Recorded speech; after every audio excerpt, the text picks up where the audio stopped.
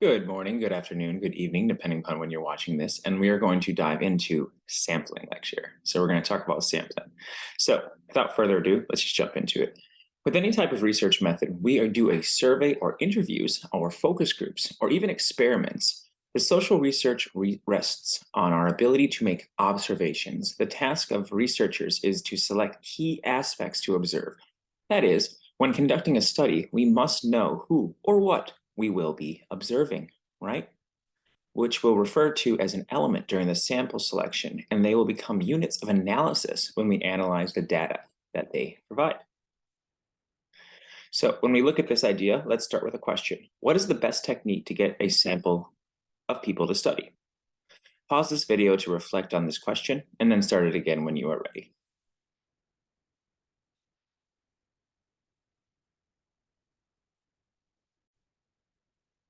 So as I said, the question was, what is the best way to choose a sample to study? So you probably have paused the video, and I'm going to get to the point here with this answer. The answer is, right?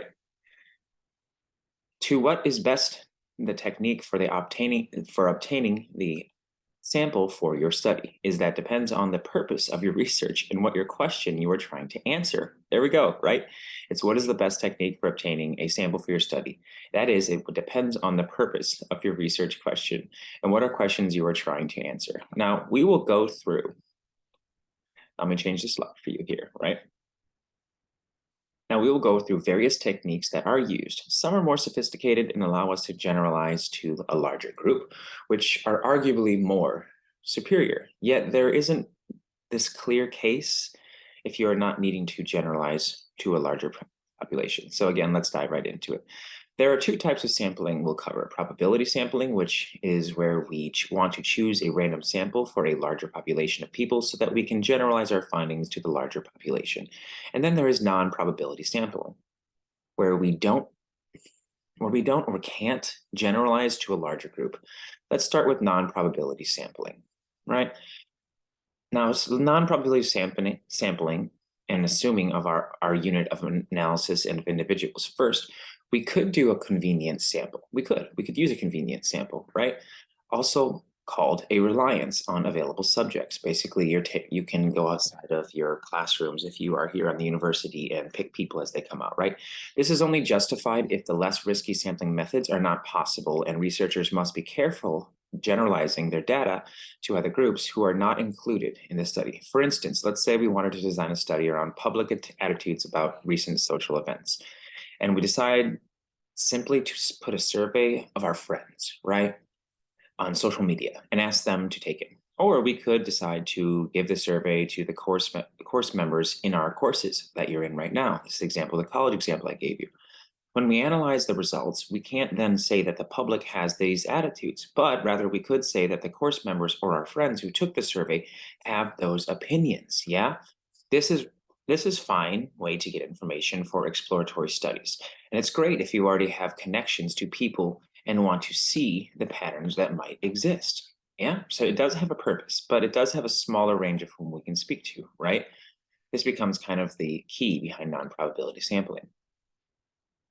So next is the purpose or judgmental sampling. This is where we select a sample based on knowledge of a population, its elements, the purpose of a study. For instance, field researchers who are intending to study the cases do not fit into regular patterns may choose a purpose sample, right? A purposive, if you will, sample. Snowballing sampling is often when we measure our populations that are difficult to locate. This is where the researcher collects data on members of the target population that can be located, then asks them to aid in locating other members of that population, right? So if we were to do a study on active drug dealers, there is yeah, right. There likely isn't going to be a good list of individuals, right? Because you're looking into deviance, and that makes it hard, right? There likely isn't a good list that you can find that could choose for participants from. Any deviant or criminal activity, there is likely not going to be an easy way that we can find a large number of the population to study. Instead, if you can find one or two people that you can connect with from that population and gain rapport, you can ask them to introduce you to more people. So think of the snowball effect. If it gets larger and larger as you were rolling it along. There you go, right? Now, we're going to go into the next step here, which is quota sampling. And quota sampling is a pretty interesting method, right? So we're looking for this idea of how we are going to build into this. So quota sampling is another type of non-probability sampling. So if I go back to the slide here, right, non-probability sampling, we run into snowball. Now we're in quota. So quota sampling is another type of non-probability sampling. And we will start. And this is going to gain us this understanding. I apologize for the delays here. My computer was going crazy. This is where you select people based on specific criteria or criterion, right, to meet. You're looking for people who fit into the categories you have decided, such as what years of school they are in, what gender do they identify in with, right? So you're starting to ask these more specified questions, right? So we're trying to gain this observation to understand precise types of information. And this is where we start kind of having to hone down and gain an understanding. Now, essentially what we're doing here is that we are getting a lot of qualitative studies rely on non-probability sampling techniques. When we are looking for rich observations, we usually are not focused on getting random samples of people. We're looking to generalize as much as we are able to learn more deeply about the cases, yeah? So these cases experiences, right, or experiments. When we do want to gain precise statistically descriptive descriptions based on large populations, we want to be able to study that our observations of smaller samples of people can be generalized to the larger group or larger public. We want to use probability sampling. And this is where we use the non-probability. So we're looking to make less generalizations, but we're trying to make sure that they can be applicable to more than just one specific group. And that's why we would go to probability sampling. So specifically, a population is the aggregation or collection of a study of elements. And remember that the elements are just they're just units about which the information is collected that provides the basis for the analysis. The elements make up the unit of analysis when we get to the stage of research. Yep. So the population is the whole group of the potential elements. The study population is the aggregation from which the sample is selected. So an example would be if we want to study adults or research adults in the Phoenix metro attitudes on recent social events. Adults in the Phoenix metro area would be our population. Yet we need to focus down further as we can start to realistically gain random sample of every single person in that area. So we might turn in this situation, since we're trying to gain that whole area, to those who are 18 plus, who have phones and addresses publicly displayed in phone books. This is our data term. This is the dated term. I know, right? Phone books, what are those, right?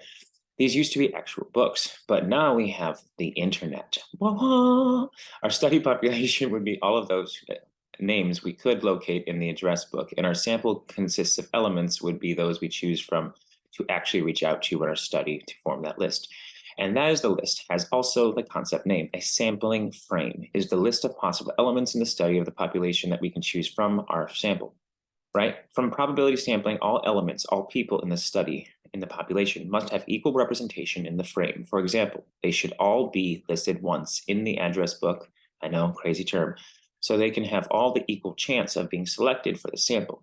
Representationness or representativeness is the quality of sample having the same distributional characteristics as the population which is selected. So we want our sample to be representative of the larger population. That way, when we collect the data from the selection of those people, we are able to observe their answers and say that they would be in the same as many of the other combinations of people that we randomly selected from. So the goal is to be able to say that our statistics, the descriptions of variables from our sample, is inferred or estimated to be a parameter, or an accurate depiction of the variable of the whole population. So if from our observations that 7% of the Phoenix metro area care a great deal about recent social events from the sample of people we randomly selected from the address book, we want to be able to confidently report statistics that can be generalized to the whole population. And that's important, that it can be generalized to the whole population. Now, sampling errors are the degree of error that is expected of any given sample. We know that our sample won't always be 100% accurately described in the parameters in the whole population, unless, of course, we were able to somehow observe every single person in the population. Someone is going to have a difference of opinion that likely isn't completely representative in the sample we select. Yet the larger population, the sample, the larger probability sample, the fewer the sampling errors that we will face, right? Now, confidence levels are those estimated are the estimated probability that a population's parameter is captured in the sample that given any confidence interval, right? Which is the range of the values with which population's parameter is expected to lie, right? So we might say that we are 95% confident that between 70 to 80% of the population cares a great deal. As there are multiple non-probability sampling designs, there are also types of probability sampling techniques that are used to include simple random sampling. So as we're talking about here, here's some words for you, some keywords and terms as I'm just talking. Look at this idea of parameter, statistic, and sampling errors, right? So summary of the description of a given variable in the population, parameter. Statistics, a summary description of the variable in a sample, right? Sampling error, degree of error expected in any given sample. Then we're looking at what we just talked about, confidence level, the estimated probability that a population parameter lies within a given confidence interval. And then we have the confidence interval, right? The range of values within which a population parameter is estimated. So this is when we start looking at the probability sampling design. So let's kind of dive a little bit more into this, and then we'll go into that reality, right? So techniques that are used include simple random sampling, systematic sampling, stratified sampling, where we get to further detailed about how a group of people choose a random number from the list. A more sophisticated sampling includes clustering people first by natural groups, then subsampling from there, right? We may also weigh some elements more than others if we are looking for particular name-based criteria. Yet if every case that we have has the same chance of selection, we don't need to be doing any of the weighing, right? Probability sampling is the most effective method of selecting for who we will or will not observe. It avoids researchers' biases, permits estimated sampling errors so that we can have confidence that our observations of the smaller sample are representative of the study's population. So basically, the goal is to say that our statistics, the descriptions of variables from our sample, is inferred or estimated to be a parameter, or accurately description of the variables for the whole population. So going back to our original idea, if we found our observations that 7% of the Phoenix metro area care a great deal, this is what we're looking at, right? We want to make sure that we have an understanding that we're matching the expectations, even if we're having to make some generalizations and we don't have 100% assurance. This is why it's so important to be able to have this breakdown, as you see in the slide, what we mean when we talk about this idea of probability sampling designs. You can see in these images: simple random, systematic sample, stratified sample, cluster sample. Essentially, simple random sampling, SRS, is a random number assignment. Systematic sampling, as you can read here, and so on. I will post these so that you have them. Do not worry. But as we're mentioning, there's steps and processes and measures to this. So you need to make sure that you are gaining an understanding of what we're talking about, because it's quintessentially important that we are able to do these types of understandings, right? Sampling matters. It plays a large role, as you've seen. And this becomes the important thing that we need to mention. Yet our goal and the purpose of the research and what we are attempting to find should be the guiding force for selecting the best way to choose our samples. Some of these to consider, and I will see you next lecture, as I always say. And remember, it's cool to care, and it's important to make sure you follow the right steps, because if you don't, you may end up having errors, inaccurate depictions, and there are expected errors in the data that you are collecting. It's a matter of, can you connect this to the general pop, right? Can you show that this data is at least 70 to 80, if not higher, or if a little bit lower, towards the overall opinion of others? We're never going to get everything perfect, but we have to try so that we can produce good, hardy, and important data. I'll see you next lecture.